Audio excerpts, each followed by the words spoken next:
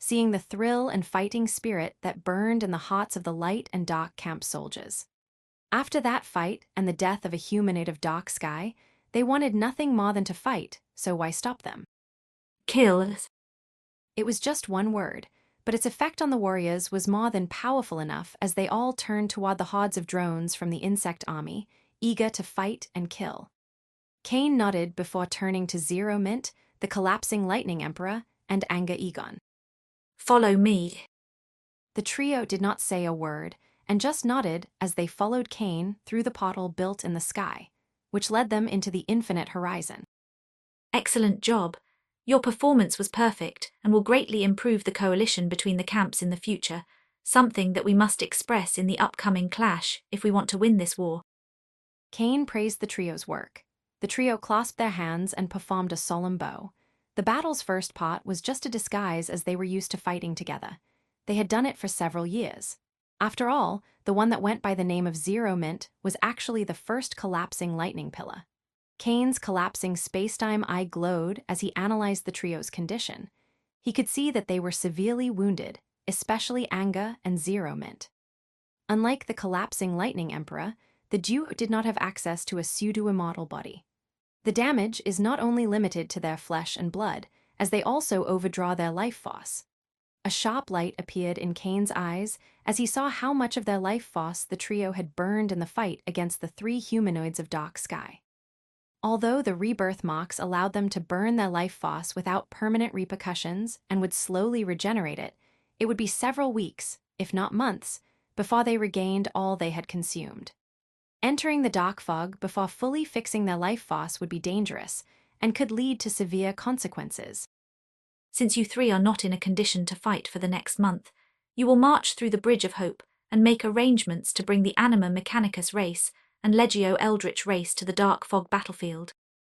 Instead of leaving them resting in infinite horizon without doing anything, Cain gave the trio a new task.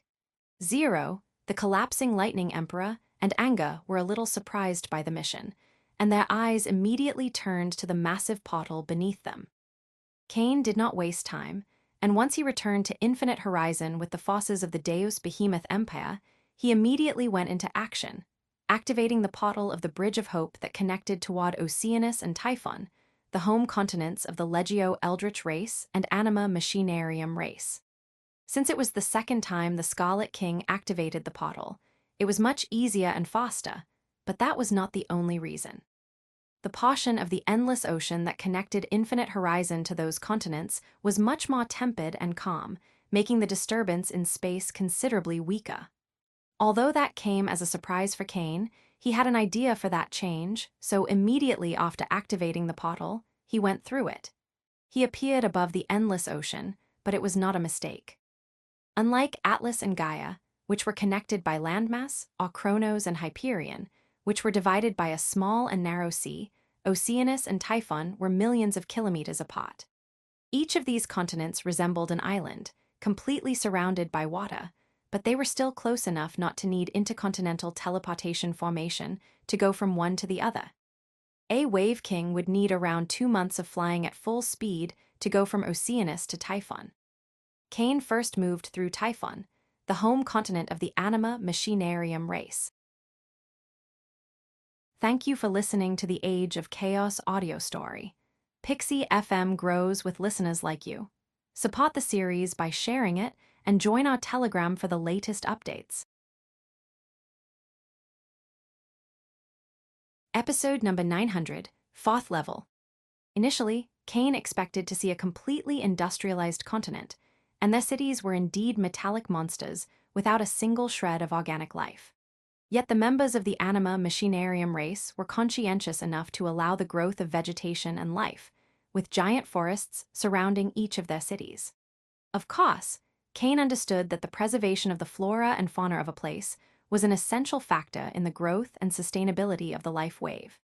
Still, the way these forests were protected made it clear that the members of the Anima Machinarium race cared about them, more than just from a transactional point of view. Maybe, since they are entities born of metal bodies, they can truly appreciate the beauty of the world. That thought crossed Cyan's mind, but he did not waste too much time on it and continued his work. After going through every sector and using the AI chip module's tools to ensure everything was in order, Kane headed to Oceanus, the home continent of the Legio Eldritch race. For the children of the Godslayer humankind empire, the home of the Legio Eldritch race was something they pictured as a living hell, but the only thing Kane saw was ordinary people going about their day-to-day lives. The one difference was that members of the Legio Eldritch race tended to use drones for almost everything, from minor tasks such as cleaning their houses to more important ones like war and fighting. During military training, Cyan was taught that the drones of the Legio Eldritch race were beasts whose sole purpose was to kill, but that was obviously indoctrination that had existed throughout the ages. The truth was that the drones of the Legio Eldritch race were nothing more than tools. Whether they were used for good or bad, all depended on the person wielding them. Kane was very careful, inspecting every part of Oceanus and the Legio Eldritch Empire, making sure to hide his aura so none of the powerhouses could detect him. Of course, no one in the Legio Eldritch race could harm him, but he did not want to generate problems or start animosities. After 4 hours of flying through the sky of Oceanus and inspecting every single sector with his AI chip module, Kane found nothing odd. That was good news, and it confirmed his suspicion. Kane was now sure that responsible for the Great Cataclysm was the Depravita race. The creation of their underwater cities and their keys must have affected the core laws of ether and triggered those devastating storms. The Great Cataclysm took the lives of trillions of people due to the earthquakes, lightning storms, and the hordes of oceanic wave beasts it triggered. Of course, it was not as if Kane or the sacred races needed any more reasons to hate the Depravita race. After all, those alien monsters wanted to kill them and take their world. After making sure there was nothing truly dangerous in Oceanus and Typhon, and that the Dark Sky and Depravita race had not spread their influence here, Kane used the Bridge of Hope and returned to Infinite Horizon. Kane was not in the mood to spend weeks or entire months speaking and dialoguing with the leaders of the Anima Machinarium race and Legio Eldritch race, and his time could be better spent on other things. Since the trio could not fight, they were perfect for the diplomatic mission. Zero, Prime Minister Razutin will accompany you to Oceanus, and Minxit will accompany you too into Typhoon. Don't worry, this mission might be long, but it will be easy since the Anima Machinarium race and Legio Eldritch race will not dare to refuse now that the Atrox Immortus race and Deus Behemoth race have decided to join the battlefield. You will march at the first light of day tomorrow, so take advantage of this time and rest. Their mission was simple and clear, so Zero, the collapsing Lightning Emperor, and Anga bowed toward Kane and followed his advice. They used the next few hours to rest and try to recover as much as possible from their fight. Kane stood alone in the sky of Infinite Horizon and adopted a meditative position. There was a plan he could follow that would lead them to victory against Dark Sky, but it would not be easy, as it would require the forces of the 6 sacred races, and he would have to act as the head of the spear, so his power needed to rise even higher. The next second, he vanished and appeared in the Samsara Arsenal module's first layer. Taking a deep breath, he pushed his mind to its peak and went through the principles of the Cosmic Tyrant Framework's 4th level. He had already figured out the principles and every step of the process back in Hyperion, but Kane made sure that everything was still clear in his mind before proceeding. After half an hour, with a wave of his right hand, Kane made hundreds of treasures containing the power of the 4 elemental laws appear in the sky. Just as Kane had expected, the treasury in the Ouroboros headquarters was full of these saintly treasures, and he only needed to take less than half to fulfill his goal. Kane's eyes remained closed as his ego wave flooded all those treasures. The power of the gluttony concept emerged the next second, slowly taking their essence. It did not take long before 4 halos of elemental essence appeared above his figure, containing the power of the laws of fire, wind, earth, and water.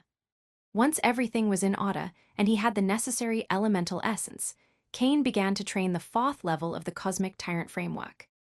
He started to rearrange his molecular structure using the power of the law of space, and as he carried on with that process, he began to integrate the essence of the elemental laws into his flesh and blood. Thank you for listening to the Age of Chaos audio story. Pixie FM grows with listeners like you. Support the series by sharing it and join our Telegram for the latest updates.